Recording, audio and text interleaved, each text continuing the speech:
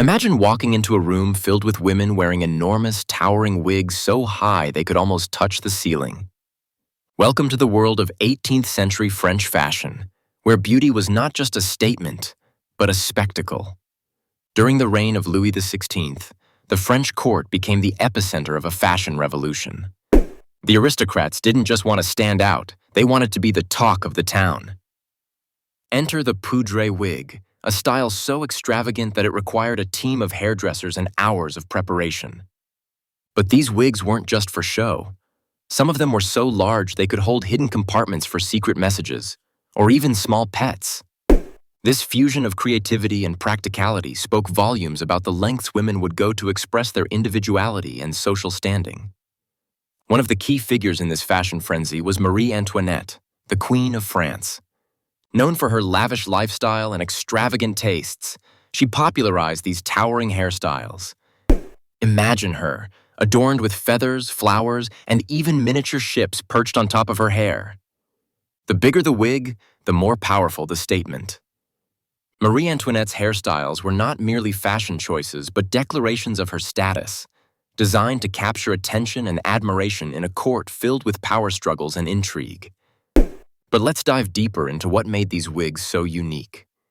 To achieve that height, women used a mix of their natural hair and additional hairpieces, all meticulously styled and powdered white.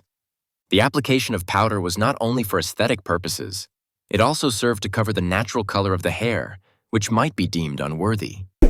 And it didn't stop there. These hairstyles could take hours to create, often requiring special tools like curling irons and pomade, and even the assistance of multiple servants.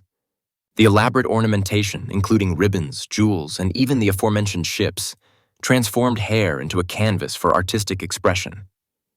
Not to mention, the weight of these wigs could lead to neck strain, and the powder itself was often made from toxic substances like lead. Talk about beauty being pain. Women would endure discomfort and even health risks for the sake of fashion, emphasizing the lengths to which they would go to conform to societal expectations. This obsession with beauty and status created a culture where appearance was paramount, and the fear of being deemed unfashionable was all-consuming. The significance of these fashion statements was profound. They weren't just about looking good, they were a reflection of social status and power. The elaborate styles were meant to intimidate and impress. They became a tool of politics, with women using their appearance to gain favor in the royal court. The visual spectacle of these wigs served to reinforce the rigid class structures of the time, as those who could afford such luxury demonstrated their wealth and influence. But, as we know, not all that glitters is gold. As the French Revolution approached, these extravagant styles became symbols of excess and inequality. The very wigs that conveyed power and prestige were now targets of disdain. The revolutionaries, fueled by a desire for equality and justice, began to cut off the heads of these wigs, a metaphorical and literal representation of the desire to topple the aristocracy. This shift marked a significant turning point in fashion, as simplicity and practicality became more desirable in the wake of the revolution. Fast forward to today, and we see echoes of these historical beauty standards in our own time. Social media has created a new arena for beauty standards, where likes and shares can dictate what's considered beautiful. The pressure to conform to often unrealistic ideals remains strong, as influencers and celebrities showcase curated images that set the bar for beauty and style.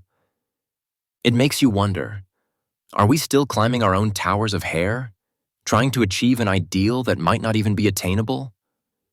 The parallels between the past and present are striking. We continue to navigate a landscape where appearance can overshadow substance. So next time you think about fashion, remember that it's not just about the clothes we wear, but the stories we tell and the statements we make. What do you think? Are today's beauty standards any different from those of 18th century France? Or are they just a new twist on an old tale? As we reflect on the nature of beauty, let us consider how much has changed and how much remains the same. The pursuit of beauty and status may evolve, but the societal pressures and the desire for recognition persist, urging us to critically examine our own values and the messages we send through our appearances.